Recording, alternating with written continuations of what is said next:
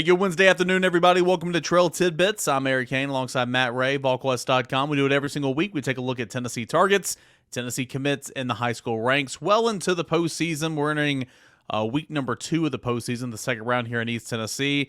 And big Georgia visit weekend coming up next weekend. We'll do our stat roundup. But first, Matt, I thought we'd talk with a current Missouri commit, and of course, the Tennessee targets and defensive lineman Elias Williams. What's kind of the latest with the traction there with Tennessee and Elias Williams? Yeah, so Elias Williams was in Tuscaloosa this weekend with his family for an official visit to Alabama.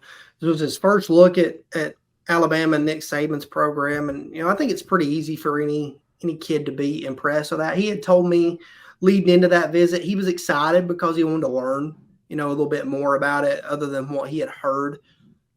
He's a guy that he's been committed to Missouri for roughly 2 months now. But the recruiting process is still pretty new to him in terms of receiving a real push from schools. And right now, as I continue to talk with folks, there's a real push from the Alabama side. There's a real push from the Tennessee side. He's a guy that I feel like Tennessee loves. That Tennessee would love to add to this class. And I think the Vols have some traction in this one right now. I think he's a guy that's listening to what they're selling. He was really impressed when he made it in for the Texas A&M game. Confirmed to me that he will be back next weekend for the Georgia game.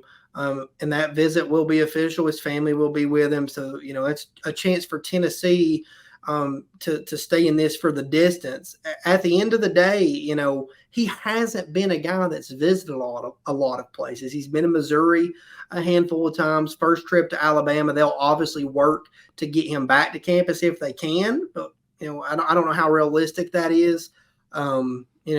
As things unwind, Tennessee will shoot their shot on November 18th. But this feels like one, Eric, that will come down to those November or those December in-home visits, as the coaches get out on the road and see him. And Josh Heupel and company have been really good there, during their time in Knoxville, be that slowing guys down, shutting guys down, as teams come in trying to flip them, look back to Squirrel White a few cycles ago, or going in and finding a way to win out, some recruitments with in-home visits like Arion Carter last cycle. That was a difference maker there. It felt like Alabama. And then Tennessee went in home and really impressed him and his family, and they were able to win. So I think for Elias Williams, this is a guy that's continued to ask a lot of questions. But I think the Vols are a serious player here the more I continue to check around. We'll go to another name, and this has probably been the hottest name for Tennessee in terms of recruiting during the season because he's still a target. He's not a commit, and, of course, a lot of hay's already in the barn. But an athlete, wide receiver, defensive back, Tennessee likes him wide receiver, very raw at the position. That is Cam Michael. He was at Georgia, who is obviously Tennessee's biggest threat in this one. Yeah, I think Georgia did make up some ground this weekend with Cam Michael. Depending on who you talk to, there's some belief that Colorado is deep in this one as well. And then, it goes on the other side of things. There's some belief out there that Colorado may be a little bit too far from home for Cam Michael. He's got a cousin committed out there. I don't think you want to overlook that. But I think this weekend at Georgia, there were, some productive conversations. He has been, recruited by them primarily as a defensive back. And, I think we've talked about this on here before, but I asked him earlier in the cycle, what happens if they continue to recruit you as a defensive back and then switch up at the end of the day? Where do things go? And, he felt like that wouldn't be very genuine. But again, when you get FaceTime with coaches, you get some questions answered. I think that goes a little bit, makes it seem a little bit more genuine. So I think for Cam Michael, he's a guy that, it is pretty thought out in the process. It's felt like he was going to make a decision a few different times, and that's continued to be pushed around. But now he has a November 23rd decision date. As we've hinted at for a little while, he will be back at Tennessee on November 18th leading into that. And, again, you talk to people and you try to work, different angles in this recruitment. I think a lot of people just, can't overlook Georgia in this one, and I don't think we have to this point, but I think Tennessee's been a constant. And I think right now, if Cam Michael had to make a decision, it would just be really hard for him to do. It's been very up in the air, and I think he's got a lot of things, in his mind that he has to work out between now and November 23rd, Thanksgiving Day. Yep, November 23rd, that commitment announcement date that was put out there a little while ago. And, of course, Tennessee's in the thick of it, as is Tennessee in the thick of it with a big man, the number one offensive tackle in the class by a name of Jordan Seaton from IMG Academy. Going to be back down for an official visit next weekend. Or is it? Yeah, it's Georgia, right? Or is it Vanderbilt? It's going to be Georgia. Yeah, Georgia. And so just a massive opportunity. And, of course, you've already got Bennett Warren in this class. I mean, you talk about a heck of an offense. You've already got a pretty nice offensive line class with some developmental players. You find a way to get Jordan Seaton in this class, you are humming. And he came down South Carolina game, right? Or A&M, one of those games. And I really just loved Tennessee, loved the environment, loved the program and all that. Wanted to get back. He will be getting back. But, of course, this past weekend, Jordan Seaton was at Colorado. Is Colorado a real player in this one? It's hard to feel like they are right now. I mean, they're shooting their shot. They got him back out there. They've had him out there a couple of times.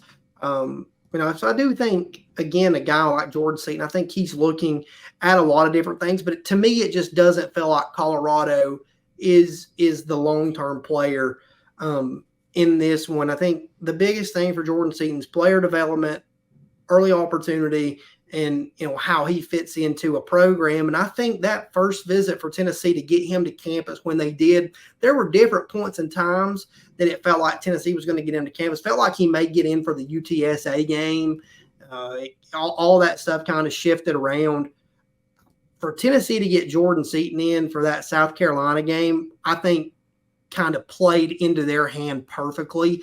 He got to experience a great atmosphere, a really dominant win and performance for Tennessee, especially up front from the offensive line in that game. He came away so impressed with John Campbell. I think for Tennessee, it's been about continuing to build that relationship and work this one down the stretch. And I think the Vols are as big of a player in this one right now as anyone is heading into that November 18th official visit. And this is another one that, I think could come down to it will come down to the wire, obviously, because if he was to commit today, none of these schools are going to pull back and say, we gave up on Jordan Seaton, we lost. They're going to recruit him until he signs his letter of intent. But, again, this is one of those that'll come down to the decision-making process in December leading into signing day.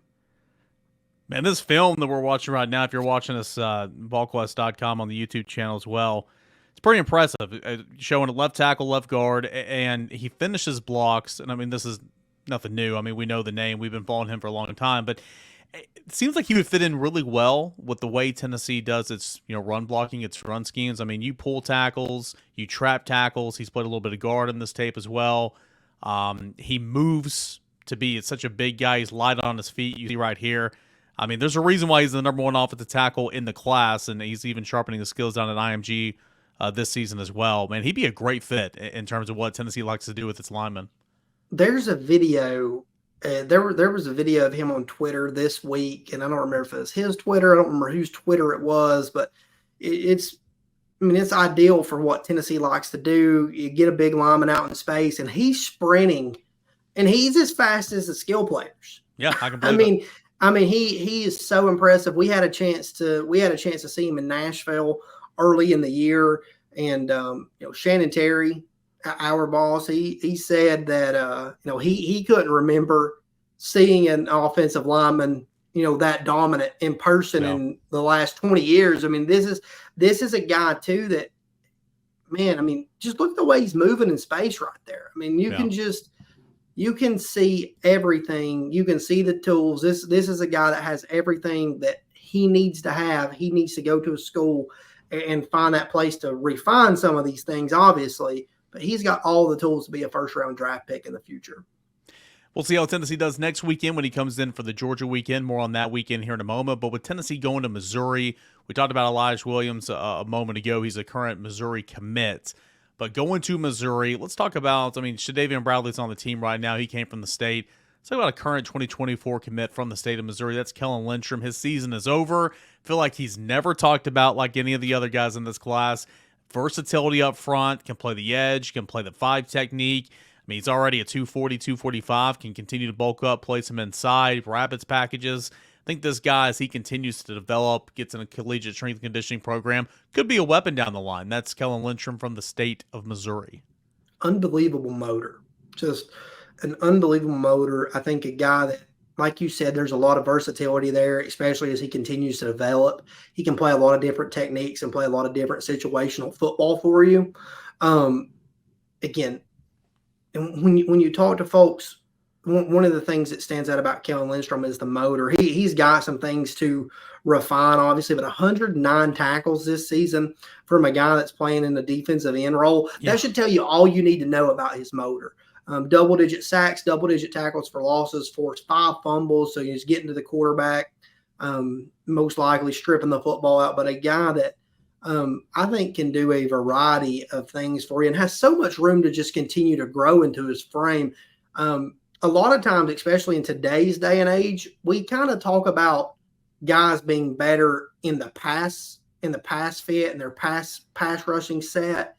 I don't think that's the case for Kell Lum. I think he's probably more polished as a run defender, with the upside to continue to improve as a pass defender, as a pass rusher. So, this is a guy I think Tennessee honed in on really early. Mike Eckler's been very good at doing that, and they were able to lock him down.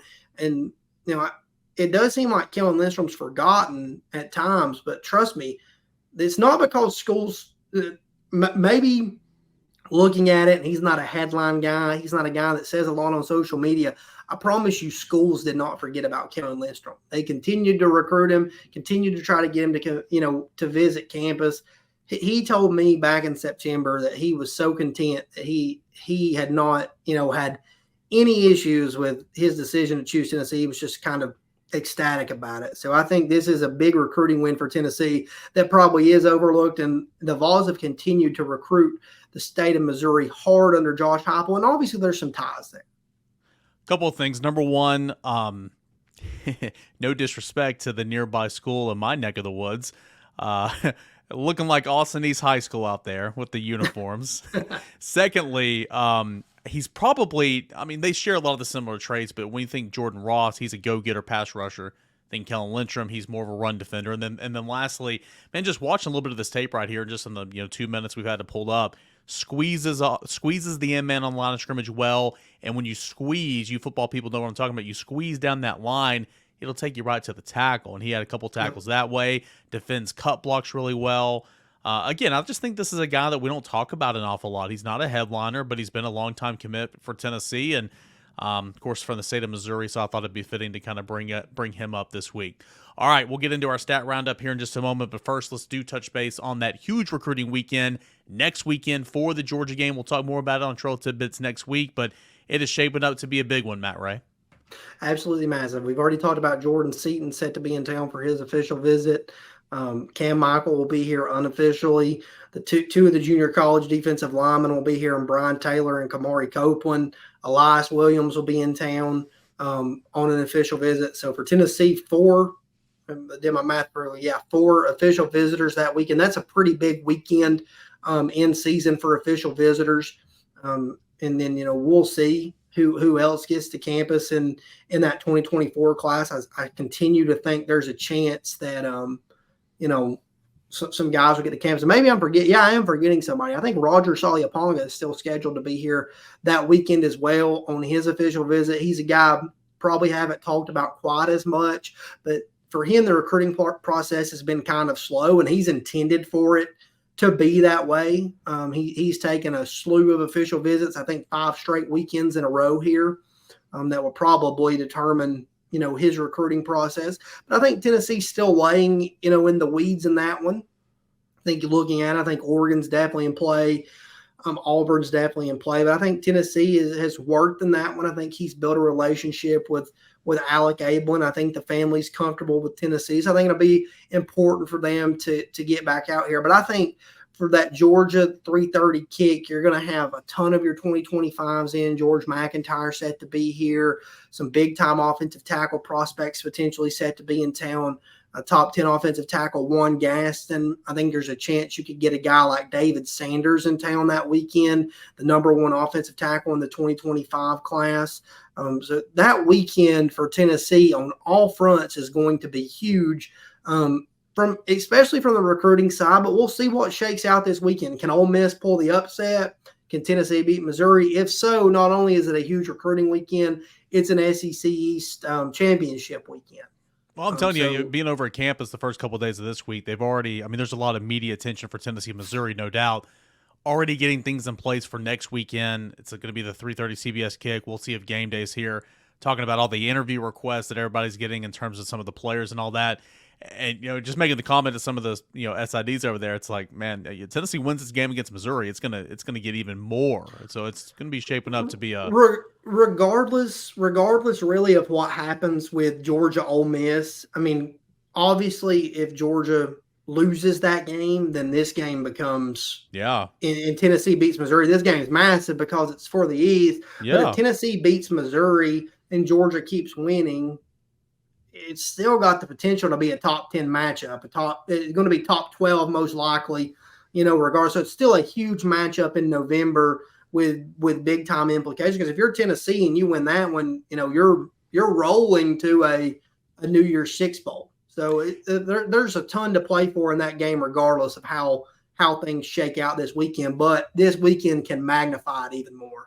For sure. And as far as this weekend goes, I think the way things are trending, and of course you want Georgia to lose because you want an opportunity to play for an East championship. But I think at minimum here, Tennessee, Missouri, you're playing for the Citrus Bowl this weekend because kind of the way it's so too, yeah. And things can shape out. Tennessee needs to, or SEC needs to get a player in the playoffs. You need a couple in New Year's Six and then it's kind of shaping up. But you're playing for the Citrus Bowl this weekend, in my opinion. All right, to end, obviously you're playing more than that, but I'm just saying in terms of bowl projections. To end Trail Tidbits this week, let's take a look at our stat roundup. You mentioned his name a moment ago, a guy that's probably going to be back here next weekend for the Georgia game. George McIntyre, quarterback 2025, top target in that class for Tennessee, 301 yards passing and 4 touchdowns. Yeah, so, obviously for George McIntyre, it's been a minute since his team found the win column. Got into the playoffs 1-9 because of the disqualification to Lipscomb, which we won't go down that road right now. But a big night as they advanced to the second round of the playoffs, and they did it mainly behind George McIntyre's right arm, 301 yards, 4 touchdowns. As he continues to impress during his junior season, and Tennessee will get another chance to impress him. Next weekend, he's coming off an Alabama visit this past weekend. All right, George McIntyre, always somebody that Tennessee fans have, kind of glued to. Obviously, that's the top target for the quarterback of the class of 2025. Take a look at running back Don Morris, 19 carries, 188 yards, also out of the backfield. Not a bad day. 102 yards receiving off 5 receptions and a touchdown. Yeah, this is a guy that was at Tennessee this weekend. His recruitment has seen an uptick. The Vols offered him more so as an athlete. I know there's been some questions about that on the general's quarters, and I probably haven't done a good job of getting back to those. But Tennessee offered him as more of an athlete on the offensive side of the football, a guy that can do a variety of things. He can line up at running back. He can line up in the slot. And I think Tennessee continue to obviously evaluate there and see how things go. But he's an interesting guy. He's caught the attention of a lot of college programs, and he is making plays at Oakland right now after leaving the Chattanooga area, earlier this year. So this is a guy that I think is catching the attention in the mid-state and is certainly turning into a name to know. All right, we'll get back to our stats here. Let's go and look at a current Tennessee 2024 commit. Jordan Ross, spoke about him a moment ago. 2 TFLs and 2 quarterback hurries in his last time out. Yeah, this is, again, I think you kind of touched on it with Kellen Lindstrom. This is a guy that I think he does a lot of things differently than Kellen Lindstrom right now. When you look at the 2 edges that Tennessee has committed in this class, Jordan Ross is already, starting to scratch some of that, surface with his pass rush ability. He's constantly living in the backfield. in that classification in Alabama right now. Vestavia Hills is clicking right along after a big Friday night playoff win. I believe a shutout, if I remember correctly. But this is a guy that, as his senior season continues to roll on, you're starting to see more and more why Tennessee coveted him early in the process and recruited him as hard as he did, and why he had the attention of multiple big-time programs across the country. And I think there's a pretty good chance Jordan Ross is back in town for the Georgia game in 2 weeks as well. And last but not least, friend of the program, one of the best wide receivers in the state of South Carolina, one of the best players in the state of South Carolina, that is Braylon Staley. 3 receptions for 100 yards. Off the top of your head, what's that yard per reception total there, Matt Ray? That is 33.333 with a little thing over the top. Maybe the 3.4. I'm not going to get into math. My math skills there. I always forget to do this before every show, but it's okay. Just kill time. I do it all the time. It's really bad radio podcasting, but when Braylon Staley joined the show, the 1,000-yard goal was his for the season. So I'm trying to look at that, but I can't find it. But Matt, just keep going. I was going to say it's your birthday, everybody. If you haven't already, no, my birthday's over, buddy. I'm 30, and you're not like my wife. You don't celebrate your birthday for an entire month. I'm 30 and hurting. So on next week's Trail Tidbits, we will discuss how injured Matt Ray is after being 1 week of 30 years old, but also he'll find out if Braylon Staley did reach his 1,000-yard goal. But nonetheless, a really nice senior season. I'm fairly certain he did. I think he only needed 100 and something like 2 episodes ago. So I'm pretty certain he's there, or he should get it on Friday night. If not, 30 and hurting after 2 light workouts.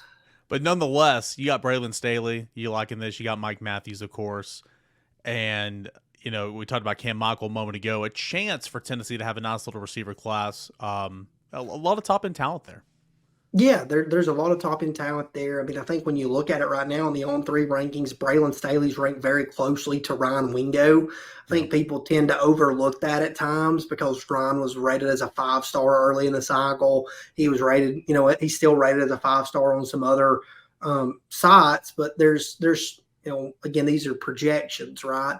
I think Braylon Staley projects to have a really high ceiling. I think Charles Power and the ratings team here at On3, thinks along those same lines. So this is a class at receiver that Tennessee needed.